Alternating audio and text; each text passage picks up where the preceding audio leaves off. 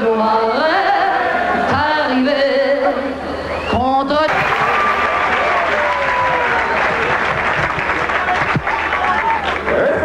Arbitre de ce combat, le Britannique John Coyle. Juge, messieurs, Antonio Requena, Venezuela. Amadeo Continenza, Italie. Fernando Viso, Venezuela. Superviseur pour l'IBF, Yamata Knight. Pour la WBC, Hector Rodriguez. Ocasio, Evander Holyfield. So the stage is set now as Holyfield prepares to defend 2/3 of the World Championship in this weight class. Official representatives on hand from both the International Boxing Federation, that is the lady right there, Hiawatha Knight, and the WBA, also with a representative on the scene. Referee John Coyle of Great Britain brings the two fighters together in the middle of the ring. If you've just joined us on Showtime Championship Boxing, in an earlier bout, Dwight Muhammad Qawi scored a 6th round technical knockout over Leroy Murphy, which has given Qawi the right to meet the winner of this bout. And if it is Holyfield, it will be a revenge bout. Holyfield took the WBA title from Qawi last July. Ocasio comes out and tries to get off first. Well, he's certainly fighting totally different right off the bat. I mean, he has trained 3 months. He's come in to lay it out in the first round. That's exactly what Holyfield would like. He would like an exchange. Holyfield is not a defensive fighter. He will take some punishment, but watch for the ability to finish combinations and indeed sometimes the opponent with either hand. In defense of Ocasio, if he needs one, the fight with Qawi was taken after a year layoff, and he really did look flabby and sloppy in that fight. He's had 3 months of hard training now with Gregorio Benitez, Wilfredo Benitez's father, and he certainly looks much sharper. I mean, even his body looks much sharper today.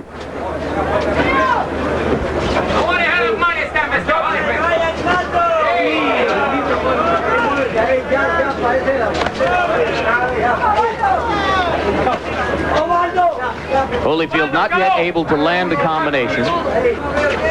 He's tried twice with the jab, setting up the right cross. Benitez keeping up a running commentary, telling him to move, move, move. As soon as Ocasio gets still, Benitez starts hollering, move, move, move.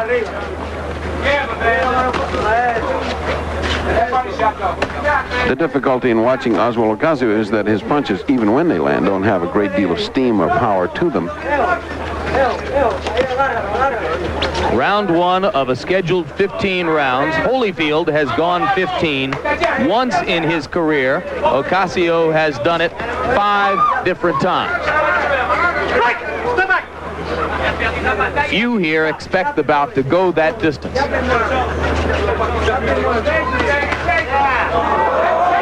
Chopping right hand by Holyfield, and Ocasio leaned back on the rope to get a better look.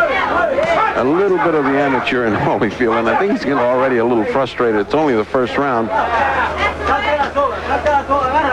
But already we have seen a great variety of ways to hold and grab and tie up a fighter. Ocasio's a master at doing that. Good tactic. Just a little short with the right hand there was Holyfield, but he digs twice to the body and has got Ocasio standing still. This is a 20-foot ring, not as advertised 22, but 20 feet, which is in Holyfield's favor. It's a lot less to run around. The ropes are rather loose, as you saw. Ocasio leaned back into him, and they bent a great deal backwards, which is in Holyfield's favor again. Ocasio might like the 30-foot ring. You can probably hear the running commentary recommending the uppercut as a stratagem. Yes, because as Ocasio leans down, you just saw him lean down twice. He's wide open for an uppercut. And Holyfield has just got to begin to control him with a jab and start taking over the fight, the tempo. Holyfield hooking to the body. He's much stronger than Ocasio. Punch is stronger than Ocasio. He just doesn't have the experience to know how to get away from a grasping, grabbing fighter. There, that's a perfect example of that. Which, by the way, is a perfectly legitimate boxing tactic. You don't have to fight every minute of every round if you're smart enough to hit somebody and hold them and get away with it, as he just did again. That's what a youngster like Holyfield, even though he's the champion, has to learn how to control.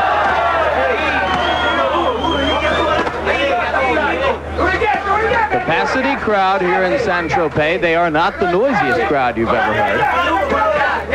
The French tend to treat boxing as much a romantic art as a vicious blood sport. Is it a vicious They blood cringe sport? a little bit during punishment. Is it a vicious blood sport? I never thought so.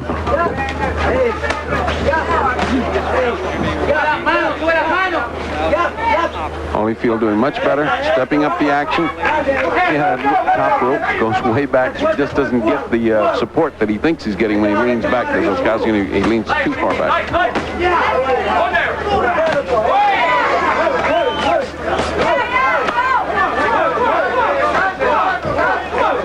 Holyfield beginning to connect inside for Holyfield much faster hand speed and much sharper punches. starting to put punches together, which he wasn't able to do in round one. I think those twin hooks to the body early in the round got Ocasio's attention, and now Holyfield is able to bear in and pin Ocasio against the ropes from time to time. He's coming in just as Benton trained him. Double, triple jab, and then the right cross, and then a hook behind the cross. He just did that last series of punches. He's just doing it again. The 2 or 3 jabs gets the other man on the defensive, not looking for the right hand. Comes the right hand, he thinks it's over with, and comes the left hook after that. So the perfect combination. And you can certainly see why lovers of hard punching love Holyfield. He delivers each blow with a purpose. And it's also why the Holyfield-Dwight Cowie fight was such an attractive fight and so hard to judge, and why it's going to be so good coming up. Solid right hand against the ropes by Evander Holyfield.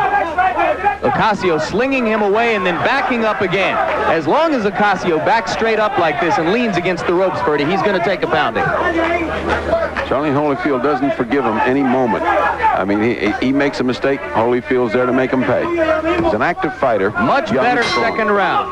5 days, and I have enjoyed it almost as much as Holyfield is enjoying chasing I thought you were Ocasio. talking to Leroy Murphy in the hotel lobby. I was talking to Leroy's shirt, actually. Round 3 of a scheduled 15. Bout began to turn in Holyfield's favor in round 2.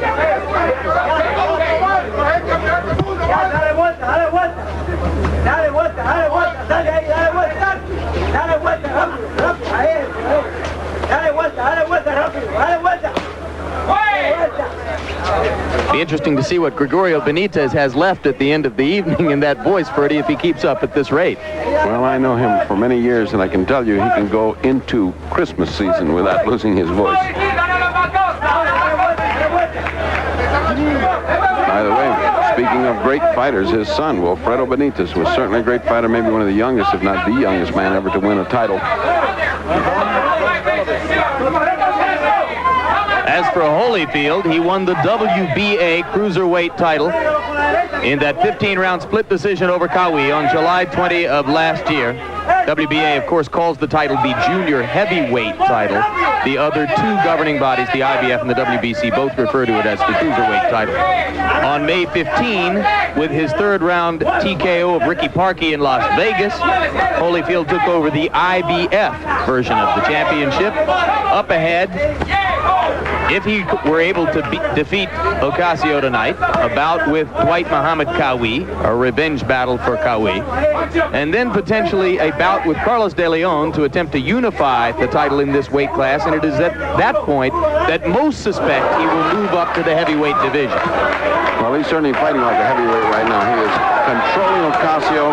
He has had a series of pitch battles here, which Ocasio's lost every one, and Holyfield has really been powdering him. It is beginning to look like the wear and tear on Ocasio is showing. The one left hook about 15 seconds ago landed flush on the jaw of Ocasio, and he grimaced as he moved away.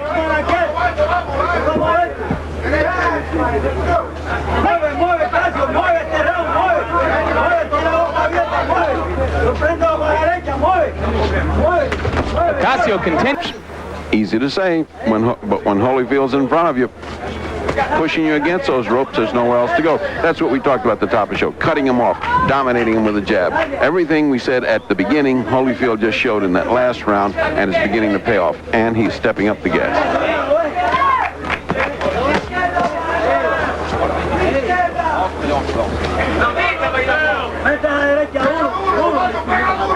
Holyfield using the jab now more in round 4.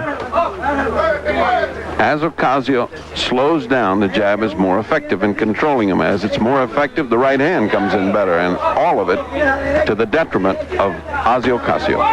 Ocasio countered for a moment with a right. Holyfield digs back to the body.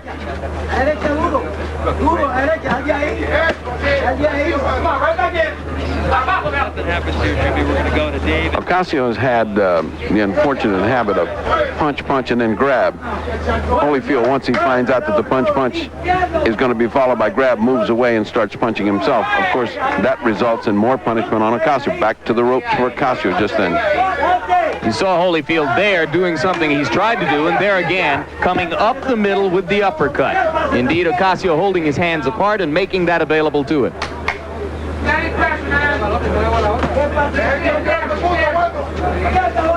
You can almost see Holyfield turning on the heat a little bit at a time each round. It just gets a little bit more intensive.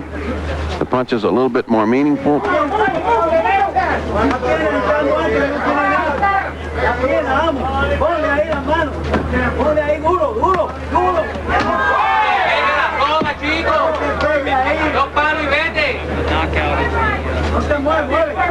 Again and again, his corner exhorting him, don't get on the ropes, don't get stuck on the ropes, punch and move.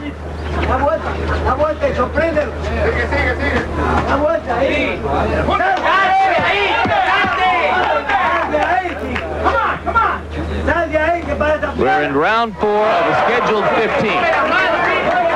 Beautiful double jab and a right hand by Holyfield. Double title holder Evander Holyfield dominating Osvaldo Ocasio of Puerto Rico as he tries to retain his championship and point toward a second battle with Dwight Muhammad Qawi. Ocasio taking punishment against the ropes. Solid left to the head there by Holyfield. Holyfield just moves him from one rope to the other. Traps him on one rope, goes to the other rope. Ocasio beginning to wear out. Chose to live in New York a few years back rather than to remain in Paris because of the difficulty of being a public figure in his own hometown. A difficulty which you've handled very well in Manhattan, I understand. And you in Tampa and Miami, Ferdy, everyone knows about that.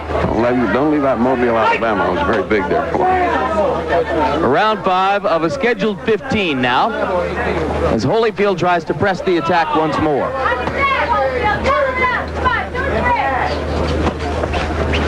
In case you joined us late here on Showtime Boxing, in an earlier bout, Dwight Muhammad Qawi scored a 6th round technical knockout over Leroy Murphy to put himself in line for a shot at the winner of this fight.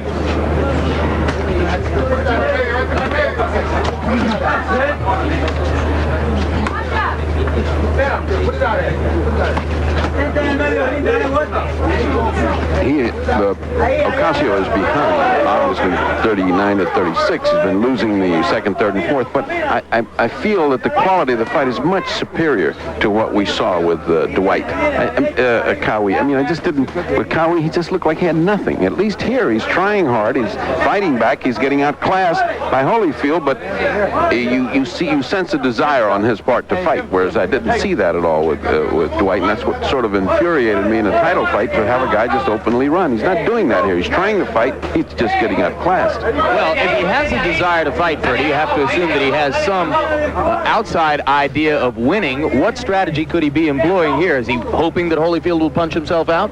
He's hoping he'll get tired. He'll make a mistake. Unfortunately, when you have a fighter that can't punch, then your options are rather closed, because even if you're waiting for him to get tired, if you blow out all those first rounds, you're not going to knock him out. You're not going to outpoint him. So he is in a difficult position for a man who can't punch and who is slowly, inexorably falling farther and farther behind.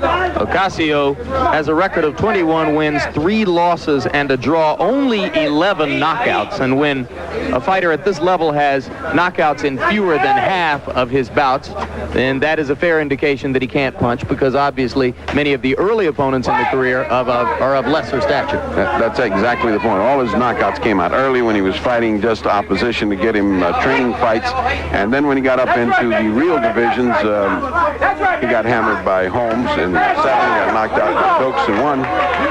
Short right hand inside stunned Ocasio, who stopped movement for a moment, and Holyfield was able to press in and land a couple of more. Ocasio now flinching and merely trying to defend himself. Under Holyfield in the black trunks and Osvaldo Ocasio in the red begins. Holyfield defending his WBA junior heavyweight IBF cruiserweight crown in the 190-pound weight class. Very frisky on the part of Evander Holyfield. He's bouncing up and down now like if he was just having a wonderful time here. This bouncing up and down does him little good, though, doesn't it, Ferdy? He'd be better off to settle down on his feet. Doesn't do him any good, but when you're feeling frisky and everything's going your way, you're a little coltish. Oh, what he did was allow Ocasio to land his first solid blow of the fight, a right hand. And the crowd responded, because up to now it's just a one-way walk away. Might have been a bad idea for Ocasio. Evander is back down on his feet now. It was a bad idea. Obviously, if you're going to bounce around with a guy who can bounce around as good as Ocasio, that's his territory, not yours. Holyfield pressing forward, starting to use the jab again now. Follows with the right. Every round, Ocasio goes to the same spot on each corner and lays there and gets pummeled. Keeps that up, he's going to have to start paying rent on that top rope over there, directly across from us. I mean, he just keeps laying there and getting killed. Come on, get up, get up! No, wait! Get that jab and get up! One of the things that strikes you when you come to Saint-Tropez in the south of France is the orderliness of the crowd and the quiet of the crowd.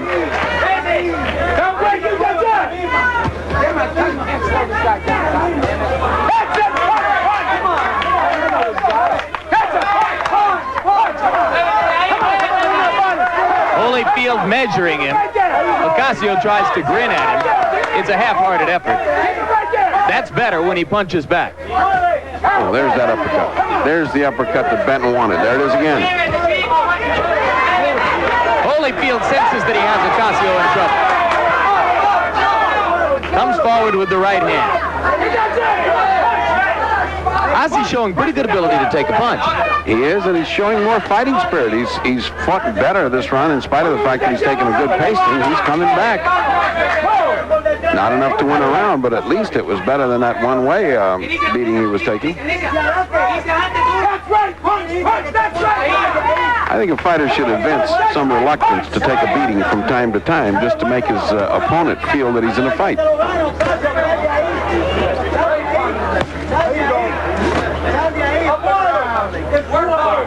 Interesting that although Ocasio is 8 years older, Holyfield is much more experienced in the ring. He had 170 friction after being out for several months as the result of injuries suffered in an automobile accident. It's nice to see Ace back in the Duva corner. And now Holyfield comes out to do business in round 7. Holyfield feels slightly frustrated, if not disappointed, in not looking that much better. Although, how much better can you look against a guy that is fighting to survive rather than to win? Well, he's pitching a near shutout by our card. Maybe he lost the first round, as you said, but certainly he's won every one since then. Interesting that people speculate he may meet Tyson down the road. This is just the kind of frustration that Mike Tyson has had to learn how to deal with in bouts against opponents who fight defensively and simply won't allow him to knock them out. I think Tyson's trouble is mainly of size and defense. When little guys try to be defensive like that, he eats them up. But when these huge, tall heavyweights like Finkel and Thomas and Mitch Green. Mitch Green was an awful fight in the Garden. Bone Crusher Smith. Bone Crusher Smith.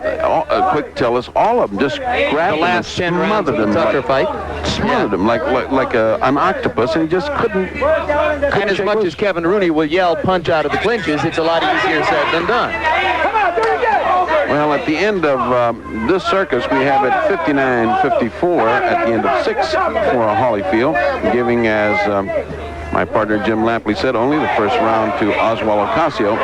Although I do not hesitate to point out that I feel Ocasio is fighting a much better fight than he did against Kawi. Yet he was given credit for victory in the Kawi bout, and here he is well behind. Remember, this is quite unofficially. We're just sitting here idly looking at this. There are 3 judges, 2 from Venezuela, who might love defensive fighting, seeing it quite differently. I am sure that Lou Duva, Ace Murata, would not like to see this go to a decision. Want to see that TKO or KO on Holyfield's record. Ferdy, if he's winning this bout, the ghost of Sugar Ray Leonard is much more than an imaginary apparition. It is moving pens on paper at these judges' stands.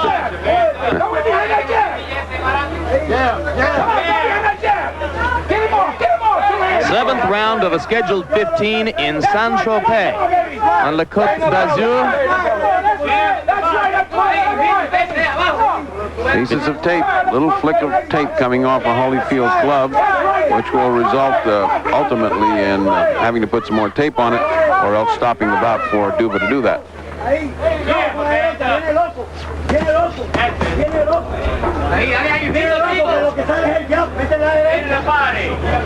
The action has a sameness. It's the heat. 1,000,000 degrees, as I described it, with 1,000% humidity. Right now we're down to about 990,000 degrees. Now, I would like to just play devil's advocate for a moment. That last round, which you and I so glibly gave 10-9, there could have been, with the ghost of Sugar Ray Leonard hovering over the 2 Venezuelan judges, a dim, remote possibility that in some way, somehow, they saw that as a defensive masterpiece on the part of Ocasio, in that he didn't get pummeled as much as he did the other rounds, and may have given it to him. You see what I'm saying? That would bring my confusion with regard to boxing scoring to a newly elevated level, Ferdy. That's true. One wonders, but of course anything's possible. One wonders, as we spoke earlier this morning, if scores were announced between rounds, as we tried to do in NBC for a year, if the boxers would fight any differently. Would Ocasio fight any differently if he knew that Lampley had him behind by such a huge score? My guess, Ferdy, just as a layman with less exposure to the sport than an expert like yourself, is that it wouldn't make much difference. My personal belief is that 99% of the time a boxer gives you what he's got in the ring, and will do so regardless of whether he's ahead or behind. Often, they don't seem to hear what they are told in their corners. That's exactly how it proved to be in our experimentation on NBC. When asked after the fight, the boxer always said, I didn't hear him, I don't know what I was doing. All I did was I had to fight this guy in front of me. So you're exactly correct. The boxers apparently don't care. They just want to fight what's happening, and they want to take care of what's happening in front of them. In this case, it's Holyfield now beginning to step up the pursuit of Oswald Ocasio, who is beginning to get a little speed in his retreat.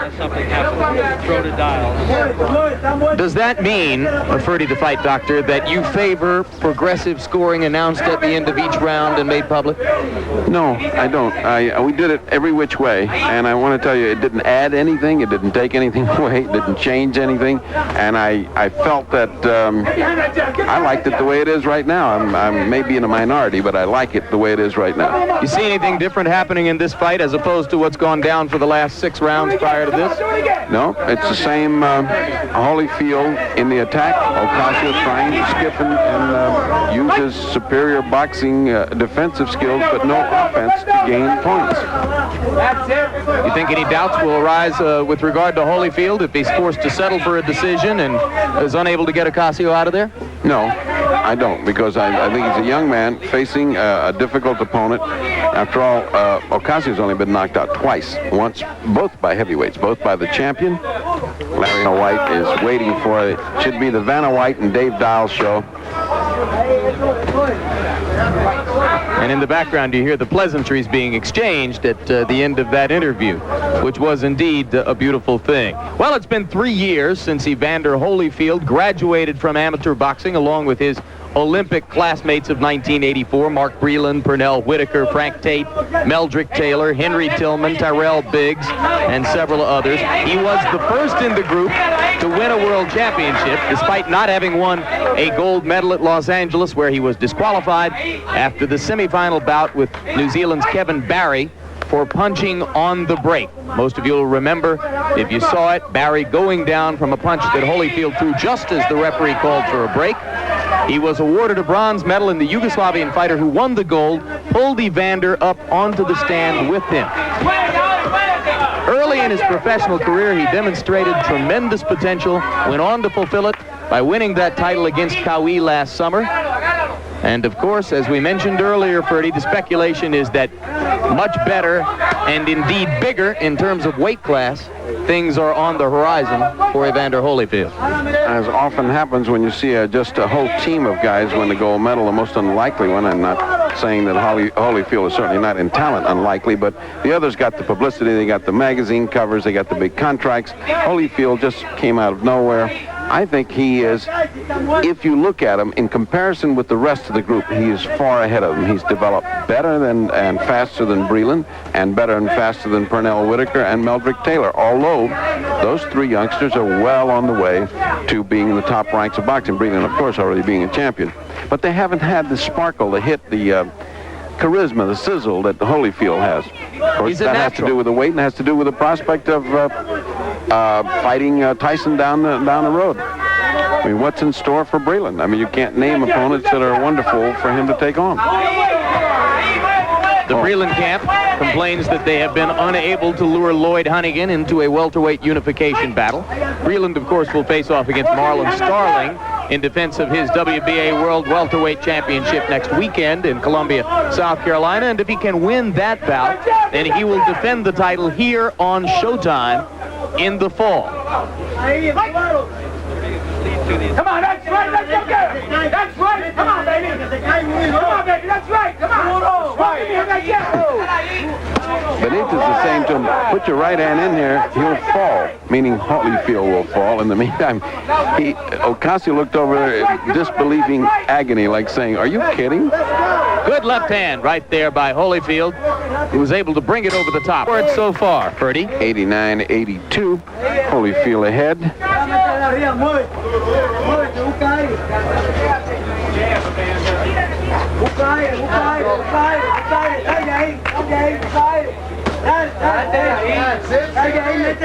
Ocasio now looking more like the Ocasio of old in that he was running much faster, looking very tentative and almost apprehensive as Holyfield closes in with that heavy punching.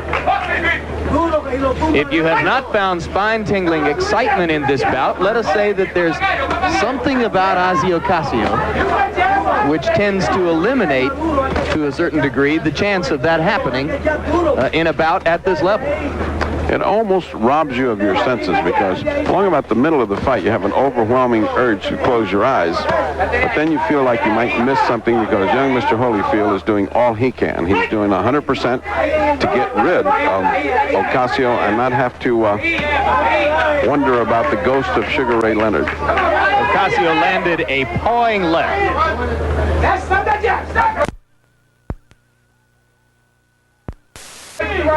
Closest thing he's mounted to an assault in recent rounds.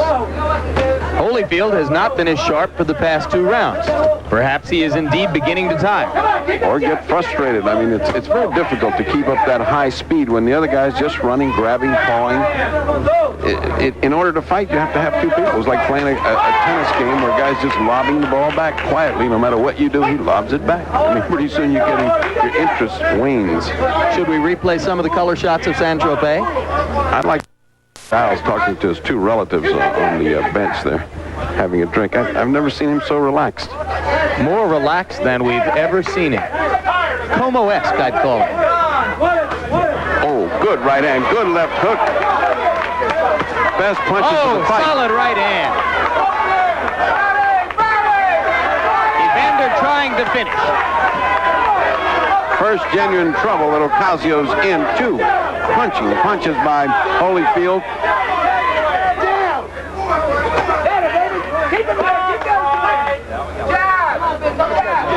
Holyfield digs to the body. Ocasio holds. Here comes Evander again. We are in round 10 of a scheduled 15. Ocasio flat-footed, has very little left in his legs. He's working on very dead legs.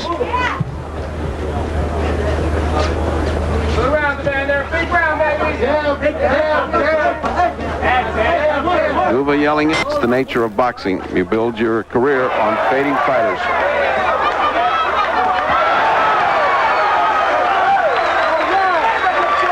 That had become increasingly inevitable during the last minute of round 10.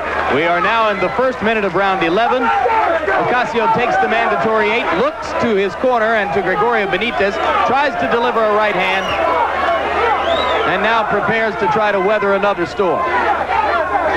He got hit a bruising uppercut as he got in. Of course, Holyfield zeroing in, knowing this could end right now. You get the feeling Ocasio certainly doesn't want any more. Holyfield a little wild at first, now tries to go back to concentrating on the body. Ocasio just getting pumped. That'll do. That's quite enough for British referee John Coyle, and by technical knockout in the 11th of a scheduled 15, Evander Holyfield retains his WBA junior heavyweight, IBF cruiserweight crowns, and sets up a second match with Dwight Muhammad Qawi. And that's got to be a wonderful match. I mean, because Dwight has all that energy burning in him. And, of course, Holyfield is dying to come back and show much better than he did the first time against Dwight Qawi. I found this fight not quite what I expected, as we will see, with one punch. You see that top rope giving way, and that punch was so hard that the referee had to come in and stop. He did it again correctly. The referee comes in, stops the fight as he should have. No